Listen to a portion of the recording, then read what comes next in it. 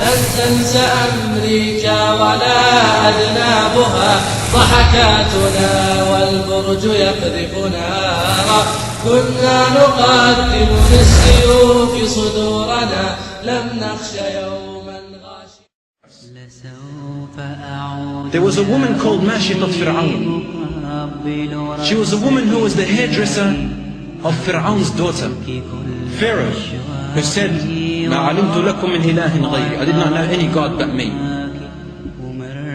And Mashitat Fir'aun, this hairdresser, she had embraced Islam in secret. And when she was combing the hair of the daughter of Pharaoh, the king, the one who said he is a god, the comb fell to the ground. And then she automatically, subconsciously picked up the comb and said, "Bismillah," in the name of Allah. And this Mashitat Fir'aun, this hairdresser, had 5 children, and one of them was still breastfeeding. And then the daughter of Fir'aun said, "Allah, Abi, are you saying Allah, my father?"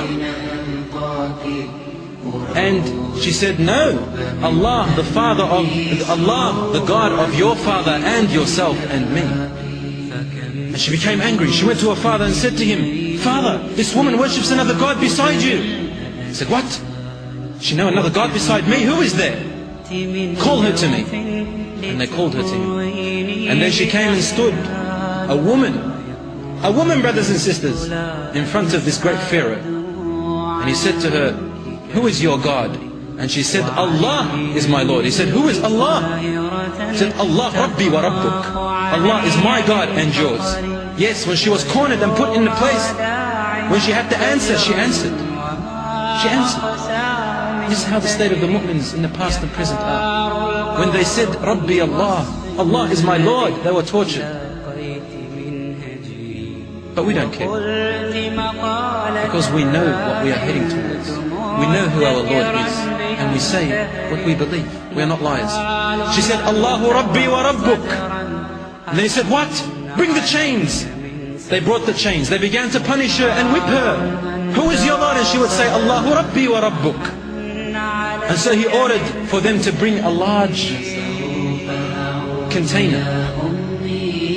And then he spilled hot, boiling oil into this container.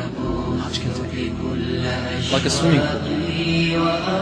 And then he said, "Bring me all of her children." And they brought them one by one. He said, "Worship me, I am your God." She said, "Never." So he brought her first son, and he threw him into the oil. In front of her eyes, his meat and his flesh fell off his body, and then his bone disintegrated.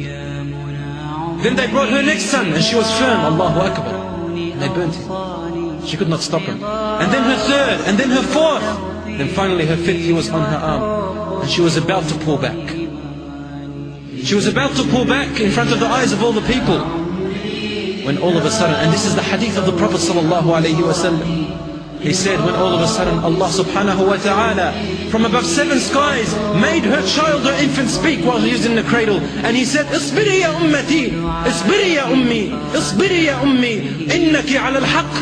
Be patient, my mother, you are on the truth. Inna Allah qad wa'adaki bi jannah. Allah has promised you with a great heaven. Keep going, mother. And then they threw her son into the boiling oil. And then she was next. She knew that she was going to die. And then she began to cry. And Pharaoh said, "Why are you crying? Stop." And she said, "I'm crying because I want to ask you to do something for me. I don't know if you will do it." He said, "Ask me for whatever you like." He said, "Once you throw me into the oil, then I want you to gather whatever is remaining of our bodies, and I want you to bury us together in the same grave. Because I want to be resurrected with my children, and I want to go to Jannah with my children."